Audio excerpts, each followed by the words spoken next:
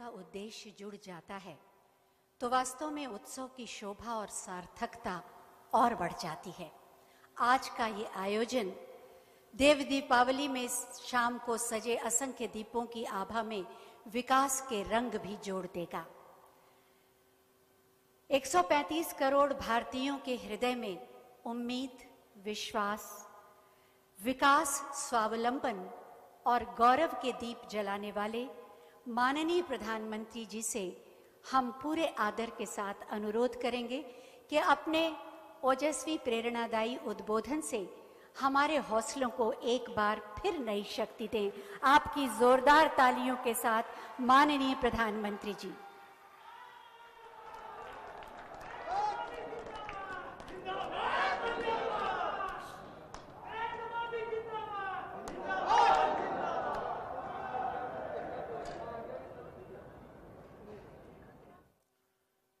हर हर महादेव।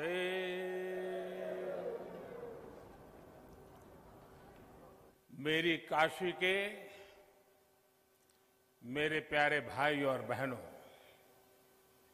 आप सबके प्रणाम बा।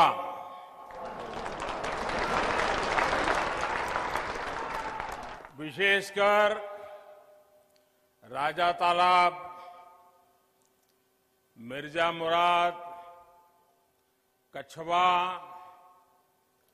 कपसेठी, रोहनिया, सेवापुरी क्षेत्र के अन्न देवता लोगन के प्रणाम हो।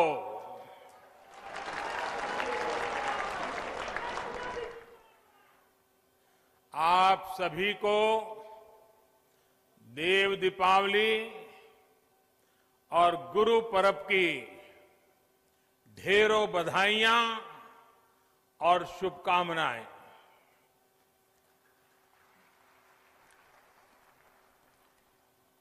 उत्तर प्रदेश के मुख्यमंत्री श्रीमान योगी आदित्यनाथ जी, उप मुख्यमंत्री श्री केशव प्रसाद मौर्य जी, संसद में मेरे साथी भाई रमेश चंद जी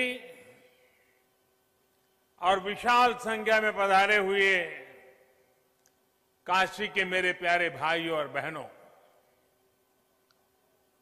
देव दीपावली और गुरु नानक देव जी के प्रकाशोत्सव पर आज काशी को आधुनिक इंफ्रास्ट्रक्चर का एक और उपहार मिल रहा है।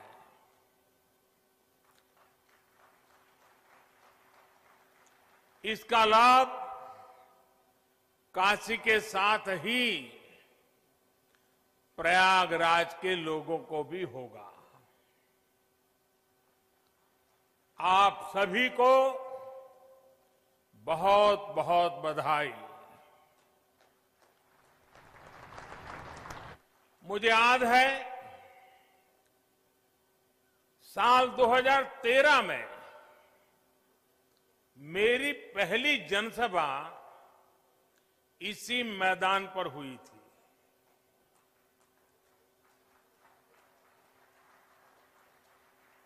और तब यहां से गुजरने वाला हाईवे 4 लेन का था। आज बाबा विश्वनाथ के आशीर्वाद से ये हाईवे 6 लेन का हो चुका है।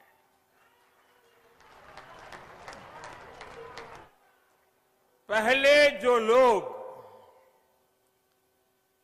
हंडिया से राजा तालाब आते जाते थे, उन्हें पता है इस हाईवे पर कितनी ज्यादा मुश्किलें आती थी। जगह जगह जाम, बहुत धीमे ट्रैफिक, दिल्ली और दूसरे शहरों से भी जो लोग आते थे वो इस रास्ते पर आकर परेशान हो जाते थे। 70 किलोमीटर से ज्यादा का वो सफर अब आराम से होगा, तेज रफ्तार में होगा। इस हाईवे के चौड़ा होने से काशी और प्रयाग के बीच का आना जाना अब और आसान हो गया है। कांवड़ यात्रा के दौरान कांवड़ियों को और इस क्षेत्र के लोगों को जो परेशानी होती थी, अब वो भी समाप्त हो जाएगी।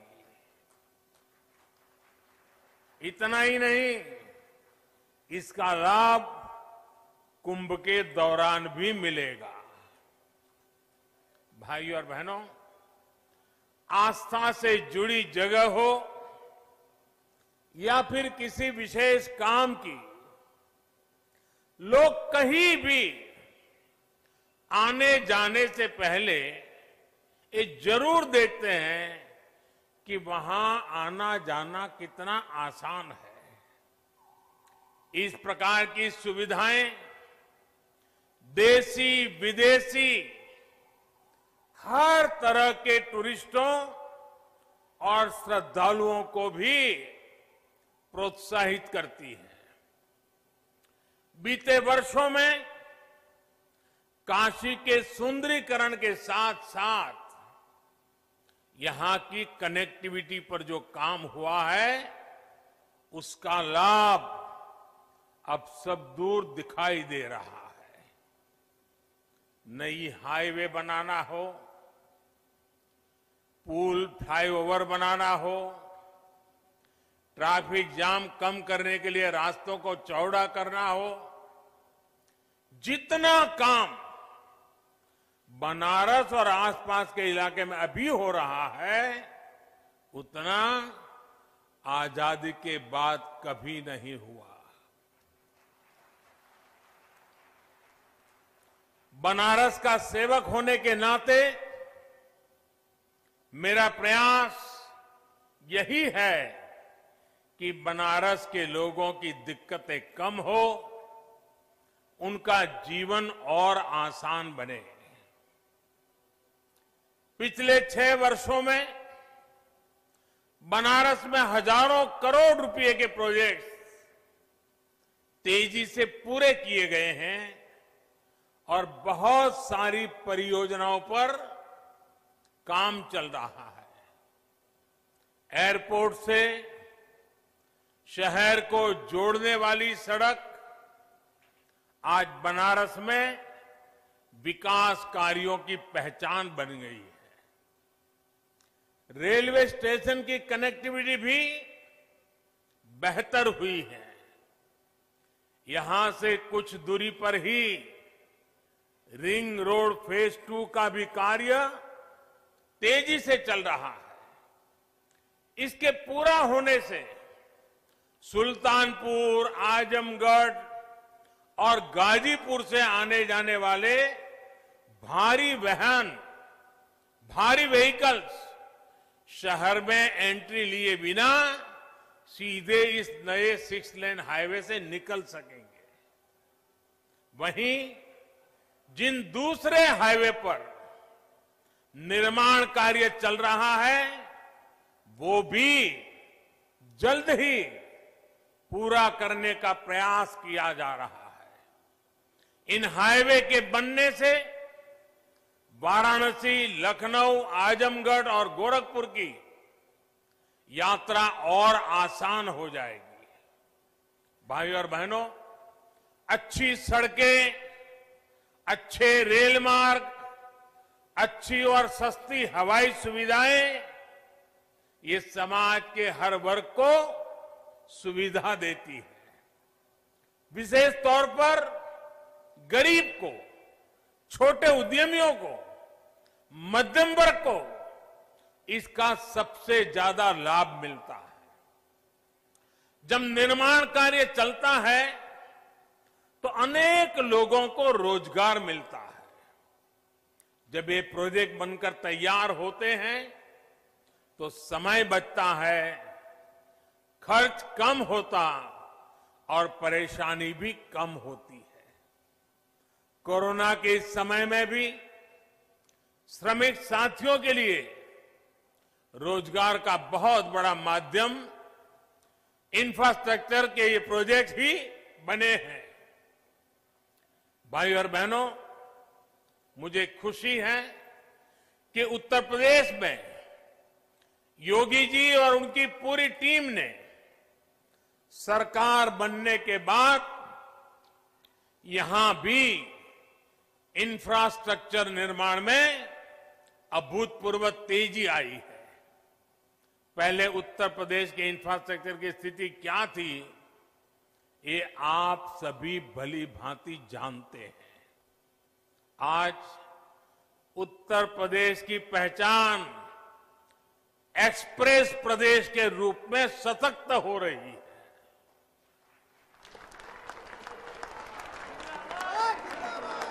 यूपी में कनेक्टिविटी के हजारों करोड़ के 5 मेगा प्रोजेक्ट्स पर एक साथ काम चल रहा है। आज पूर्वांचल हो, बुंदेलखंड हो, पश्चिमी उत्तर प्रदेश हो, हर कोने को एक्सप्रेस वे से जोड़ा जा रहा है। देश के 2 बड़े और आधुनिक डिफेंस कॉरिडोर में से एक हमारे उत्तर प्रदेश में ही बन रहा है। भाइयों बहनों, रोड ही नहीं बल्कि एयर कनेक्टिविटी को भी सुधारा जा रहा है। 3-4 साल पहले यूपी में सिर्फ 2 बड़े एयरपोर्ट ही प्रभावी रूप से काम कर रहे थे। आज करीब 1 दर्जन एयरपोर्ट यूपी में सेवा के लिए तैयार हो रहे हैं। यहां वाराणसी के एयरपोर्ट के विस्तारीकरण का काम चल रहा है। प्रयागराज में एयरपोर्ट टर्मिनल जितनी तेजी से बना, उसने एक नया रिकॉर्ड ही बना दिया था।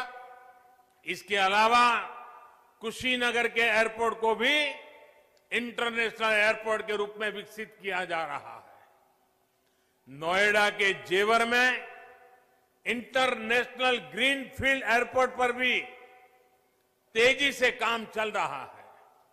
साथियों, जब किसी क्षेत्र में आधुनिक कनेक्टिविटी का विस्तार होता है तो इसका बहुत बड़ा लाभ हमारे किसानों को भी होता है, खेती को होता है। बीते वर्षों में निरंतर ये प्रयास हुआ है कि गांवों में आधुनिक सड़कों के साथ साथ भंडारण की, कोल्ड स्टोरेज की आधुनिक व्यवस्थाएं खड़ी की जाए।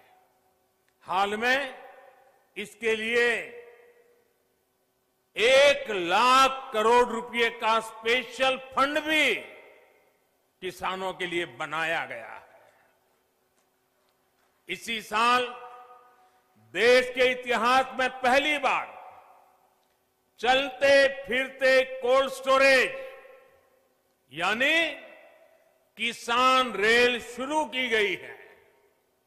इन प्रयासों से किसानों को नए बाजार मिल रहे हैं, बड़े शहरों तक उनकी पहुंच और बढ़ रही है और इसका सीधा प्रभाव ये पड़ रहा है, यानी कि उनकी आय पर भी इसका प्रभाव पड़ रहा है।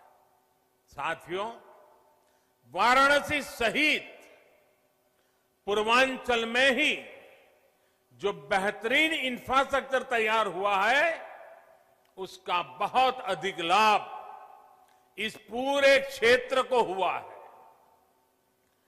वाराणसी में पेरिसेबल कार्गो सेंटर बनने के कारण अब यहां के किसानों को अब फल और सब्जियों को स्टोर करके रखने और उन्हें आसानी से बेचने की बहुत बड़ी सुविधा मिली है। इस स्टोरेज कैपेसिटी के कारण पहली बार यहां के किसानों की उपज बड़ी मात्रा में विदेशों में निर्यात हो रही है। आज बनारस का लंगड़ा और बनारस की दशहरी आम लंदन और मिडल ईस्ट में अपनी खुशबू बिखेर रहा है। अब बनारस के आम की डिमांड विदेशों में भी निरंतर बढ़ रही है। अब यहां जो पैकेजिंग की सुविधाएं तैयार हो रही है, उस वजह से पैकिंग के लिए दूसरे बड़े शहरों में जाने की जरूरत अब नहीं रहेगी। आम के अलावा इस साल यहां की ताजा सब्जियां भी दुबई और लंदन पहुंची है। ये एक्सपोर्ट हवाई मार्ग से हुआ है, यानी बेहतर हवाई सेवाओं का सीधा लाभ यहां के छोटे से छोटे किसानों को हो रहा है। गंगा जी पर जो देश का पहला इनलैंड वाटरवे है, इसका उपयोग किसानों की उपज के ट्रांसपोर्ट के लिए अधिक से अधिक कैसे हो, इस पर भी काम हो रहा है। साथियों, सरकार के प्रयासों और आधुनिक इंफ्रास्ट्रक्चर से किसानों को कितना लाभ हो रहा है, इसका एक बेहतरीन उदाहरण चंदौली का काला चावल, ब्लैक राइस है। ये चावल चंदौली के किसानों के घरों में समृद्धि लेकर के आ रहा है। चंदौली के किसानों की आय को बढ़ाने के लिए 2 साल पहले काले चावल की एक वैरायटी का प्रयोग यहां किया गया था।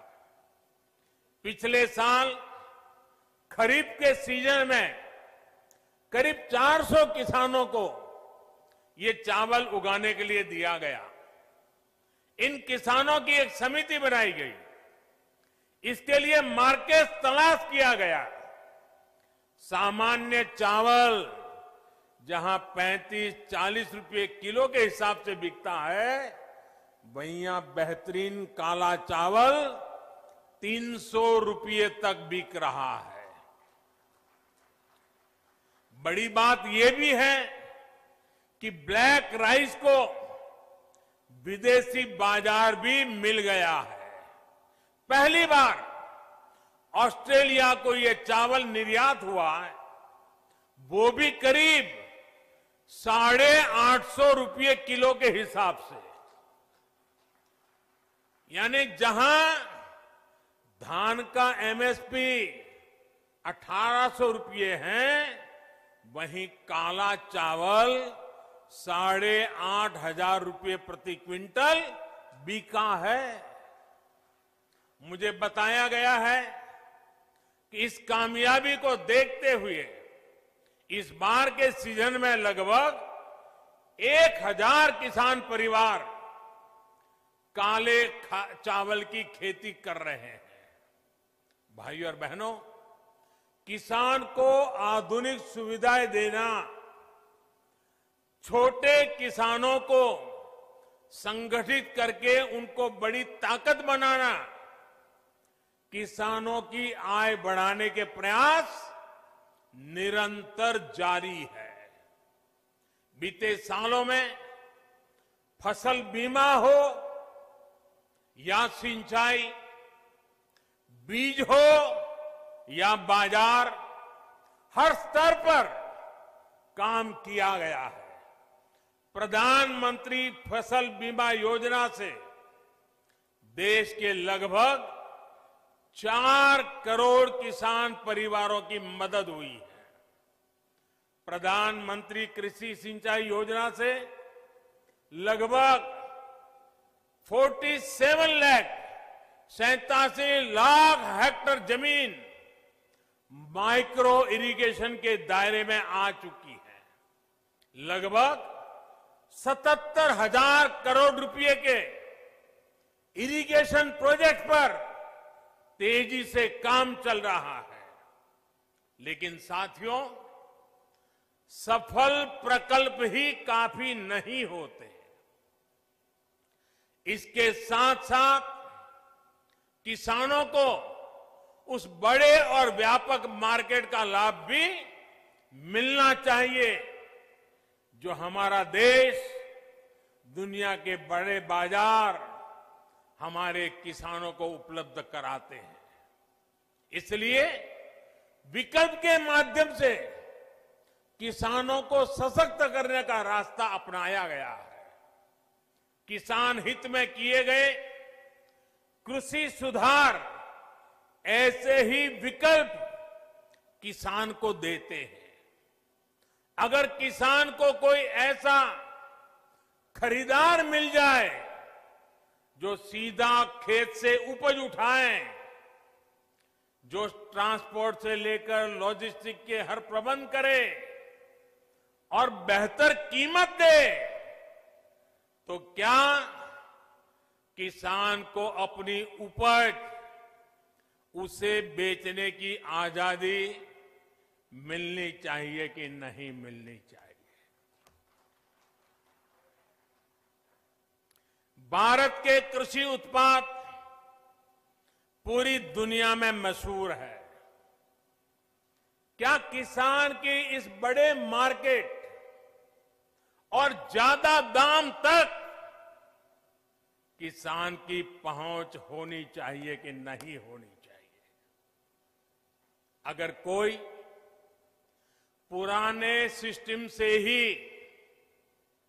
लेन देन को ठीक समझता है तो उस पर भी इस कानून में कहां कोई रोक लगाई है भाई?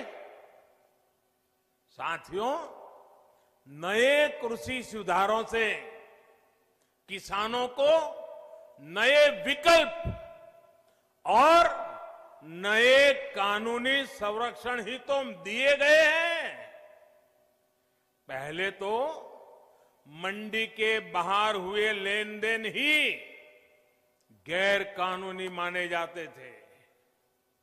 ऐसे में छोटे किसानों के साथ अक्सर धोखा होता था, विवाद होते थे, क्योंकि छोटा किसान तो मंडी पहुंच ही नहीं पाता था। अब ऐसा नहीं है। अब छोटे से छोटा किसान भी मंडी से बाहर हुए हर सौदे को लेकर कानूनी कार्यवाही कर सकता है। यानी किसान को अब नए विकल्प भी मिले हैं और छल से, धोखे से उसे बचाने के लिए कानूनी संरक्षण भी मिला है। किसानों को प्रकल्प के साथ ही नए विकल्प देने से ही हमारे कृषि क्षेत्र का कायाकल्प हो सकता है। सरकार की तरफ से प्रकल्प, किसान के लिए विकल्प, और दोनों साथ साथ चले तभी देश का कायाकल्प होता है।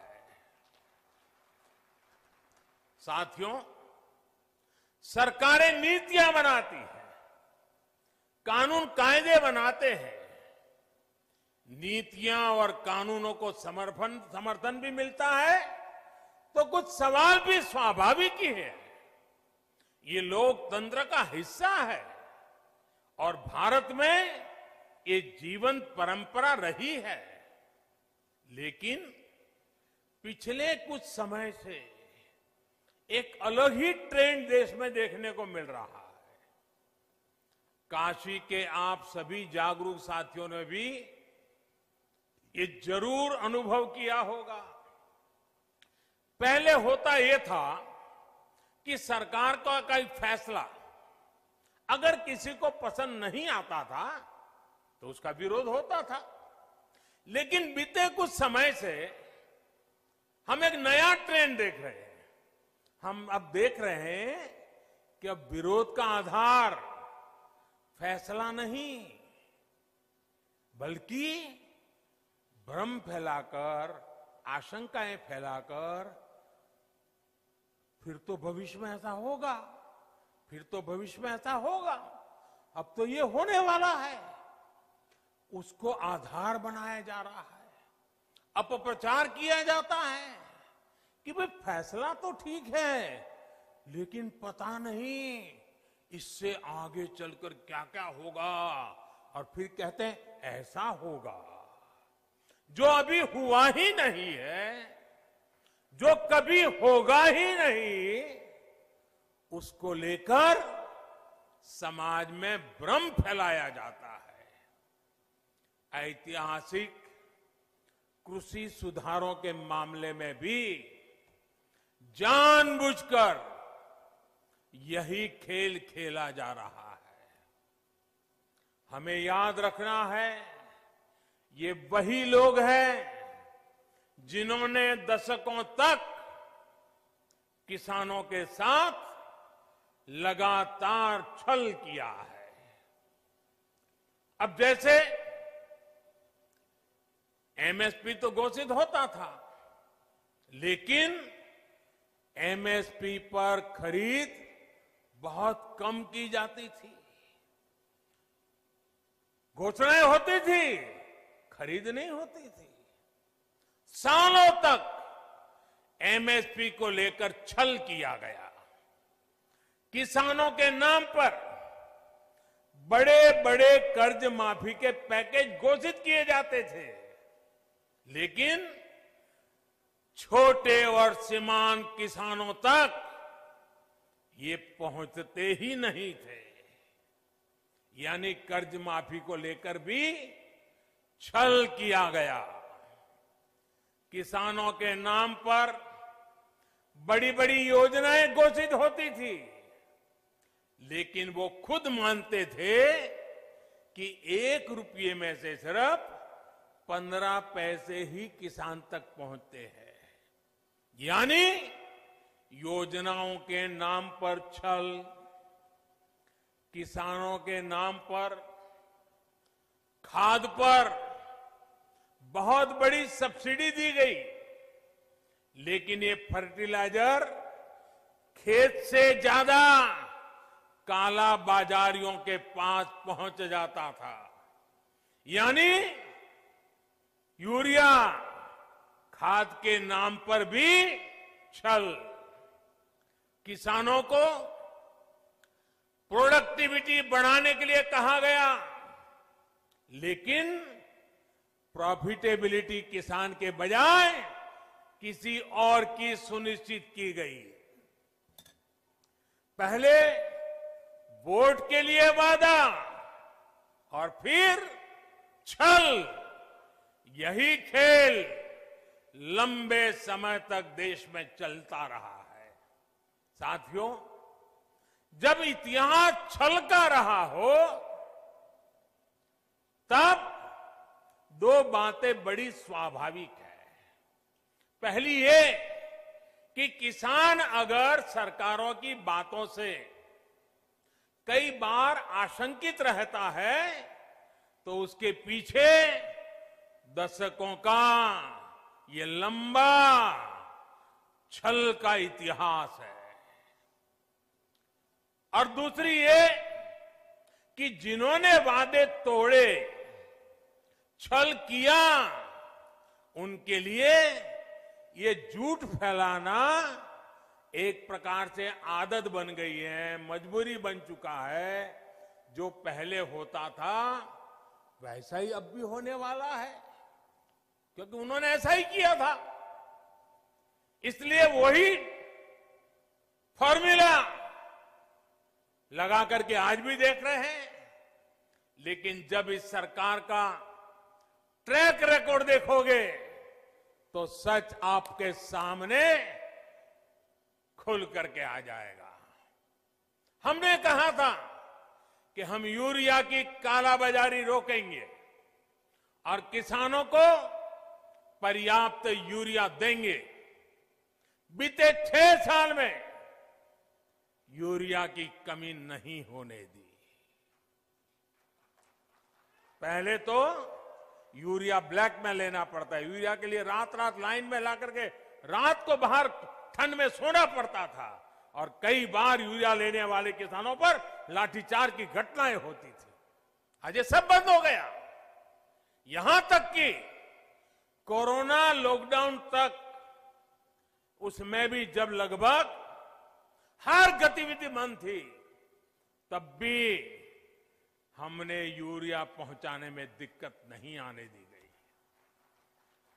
हमने वादा किया था कि स्वामीनाथन आयोग की सिफारिश के अनुकूल लागत का 1.5 गुना एमएसपी देंगे। ये वादा सिर्फ कागज पर ही नहीं, ये वादा हमने पूरा किया। और इतना ही नहीं, किसान के बैंक खाते तक पैसे पहुंचे, इसका प्रबंध किया। साथियों, सिर्फ दाल की ही बात करें, पल्सेस की बात करें, 2014 से पहले के 5 सालों में, हमारे जो पहले वाली सरकार थी उसके 5 सालों में लगभग 650 करोड़ रुपए की ही दाल किसान से खरीदी गई थी। कितनी? 650 करोड़। कितना भैया? जरा बताइए, पूरे देश में कितना? 650 करोड़। लेकिन हमने 5 साल में क्या किया आकर के? हमारे 5 सालों में हमने लगभग 49,000 करोड़, 49,000 करोड़, यानी करीब करीब 50,000 करोड़ रुपए की दालें एमएसपी पर खरीदी है। यानी लगभग 75 गुना बढ़ोतरी। कहां 650 करोड़ और कहां करीब करीब 50,000 करोड़। 2014 से पहले के 5 सालों में, उनकी आखिरी सरकार की मैं बात कर रहा हूं, 5 सालों में पहले की सरकार ने 2 लाख करोड़ रुपए का धान खरीदा था पूरे देश में, 2 लाख करोड़ का एमएसपी पर। लेकिन हमने हमारे 5 साल में धान के लिए 5 लाख करोड़ रुपए एमएसपी के रूप में किसानों तक हमने पहुंचा दिए हैं साथियों। यानी लगभग 2.5 गुना ज्यादा पैसा किसान के पास पहुंचा है। 2014 से पहले के 5 सालों में गेहूं की खरीद पर 1.5 लाख करोड़ रुपए के आसपास ही किसानों को मिला। 1.5 लाख करोड़ उनकी सरकार के 5 साल। हमने 5 साल में गेहूं पर 3 लाख करोड़ रुपए किसानों को एमएसपी का मिल चुका है, यानी लगभग 2 गुना। अब आप ही बताइए कि अगर मंडियां और एमएसपी को ही हटाना था तो इतनी बड़ी हम ताकत क्यों देते भाई? हम इन पर इतना निवेश ही क्यों करते? हमारी सरकार तो मंडियों को और आधुनिक बनाने के लिए, मजबूत बनाने के लिए करोड़ों रुपए खर्च कर रही है। भाइयों और बहनों, आपको याद रखना है, यही लोग हैं जो पीएम किसान सम्मान निधि को लेकर ये लोग हर गली मोहल्ले में, हर प्रेस कॉन्फ्रेंस में, हर ट्विटर में सवाल उठाते थे। यही लोग अफवाह फैलाते थे, ये मोदी है, ये चुनाव है ना, इसलिए ये किसान सम्मान निधि लेके आया है, ये 2,000 रुपया एक बार दे देगा, दोबारा कभी नहीं देगा। दूसरा झूठ चलाया कि ये 2,000 अभी दे रहा है, लेकिन चुनाव पूरा हो गया या तब ब्याज समेत वापस ले लेगा। आप हैरान हो जाएंगे, एक राज्य में तो इतना झूठ फैलाया कि किसानों ने कहा भी हमें 2000 रुपये नहीं चाहिए, यहां तक झूठ फैलाया।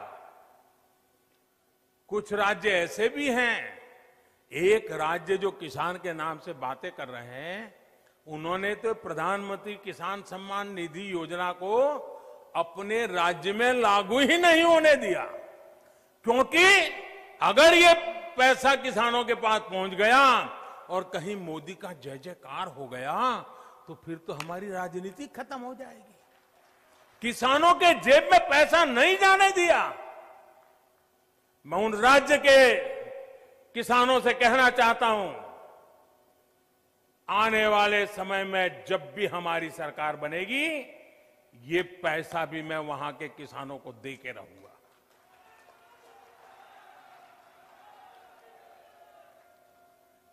साथियों, देश के 10 करोड़ से ज्यादा किसान परिवारों के बैंक खाते में सीधी मदद दी जा रही है और ये प्रधानमंत्री किसान सम्मान निधि के द्वारा लगातार चल रहा है। साल में 3 बार देते हैं और अब तक 1 लाख करोड़ रुपया सीधा किसानों के बैंक खाते में पहुंच चुका है। साथियों, हमने वादा किया था कि किसानों के लिए पेंशन योजना बनाएंगे। आज पीएम किसान मानधन योजना लागू है और बहुत कम समय में ही 21 लाख किसान परिवार इसमें जुड़ भी चुके हैं। भाइयों और बहनों, वादों को जमीन पर उतारने के इसी ट्रैक रिकॉर्ड के बल पर किसानों के हित में नए कृषि सुधार कानून लाए गए हैं। किसानों को न्याय दिलाने में ये कितने काम आ रहे हैं, ये आए दिन हम जरूर देखेंगे, अनुभव करेंगे और मुझे विश्वास है मीडिया में भी इसकी सकारात्मक चर्चाएं होगी और हमें देखने भी मिलेगा, पढ़ने को भी मिलेगा। मुझे एहसास है कि दशकों का छलावा किसानों को आशंकित करता है। किसानों का दोष नहीं है, लेकिन मैं देशवासियों को कहना चाहता हूं, मैं मेरे किसान भाई बहनों को कहना चाहता हूं और मां गंगा के घाट पर से कहना चाहता हूं, काशी जैसी पवित्र नगरी से कह रहा हूं, अब छल से नहीं, गंगा जल जैसी पवित्र नीयत के साथ काम किया जा रहा है। भाइयों और बहनों, आशंकाओं के आधार पर भ्रम फैलाने वालों की सच्चाई लगातार देश के सामने आ रही है। जब एक विषय पर इनका झूठ किसान समझ जाते हैं तो ये दूसरे विषय पर झूठ फैलाने लग जाते हैं। 24/7 उनका यही काम है। देश के किसान इस बात को भली भांति समझते हैं। जिन किसान परिवारों की अभी भी कुछ चिंताएं हैं, कुछ सवाल है, तो उनका जवाब भी सरकार निरंतर दे रही है, समाधान करने का भरपूर प्रयास कर रही है। मां अन्नपूर्णा के आशीर्वाद से हमारा अन्नदाता आत्मनिर्भर भारत की अगुवाई करेगा। मुझे विश्वास है आज जिन किसानों को कृषि सुधारों पर कुछ शंकाएं हैं, वो भी भविष्य में इन कृषि सुधारों का लाभ उठाकर अपनी आय बढ़ाएंगे, ये मेरा पक्का विश्वास है। अंत में फिर एक बार आप सभी को इस आधुनिक हाईवे के लिए मैं बहुत बहुत बधाई देता हूं। काशी का रूप और स्वरूप यूं ही भव्य बनता रहे, इसके लिए हमारे प्रयास निरंतर चलते रहेंगे। अभी मेरे बनारस में और भी कार्यक्रम हैं, यहां भी कई विषयों पर विस्तार से बात करूंगा। कोरोना के कारण इस बार मुझे आने में थोड़ा विलंब हुआ, लेकिन आज आपके दर्शन हो गए, मुझे नई ऊर्जा मिल गई, आपके आशीर्वाद मिल गए, काम करने की नई ताकत मिल गई। आप इतनी बड़ी मात्रा में आकर के आशीर्वाद दे रहे हैं, यही मेरी ऊर्जा है, यही मेरे लिए आशीर्वाद है। मैं आपका बहुत बहुत आभारी हूं। मेरे साथ दोनों मुट्ठी बंद करके पूरी ताकत से बोलिए, भारत माता की, भारत माता की, भारत माता की, भारत माता की। बहुत बहुत धन्यवाद। बहुत बहुत धन्यवाद माननीय प्रधानमंत्री जी। आपकी वाणी, आपका व्यक्तित्व, आपका सानिध्य और आपके विचार हमेशा जीवन को श्रेष्ठतम रूप से जीने की प्रेरणा देते हैं। आपको अपने बीच पाकर समूची काशी आह्लादित है और जगमगा रही है। आपका बहुत बहुत धन्यवाद।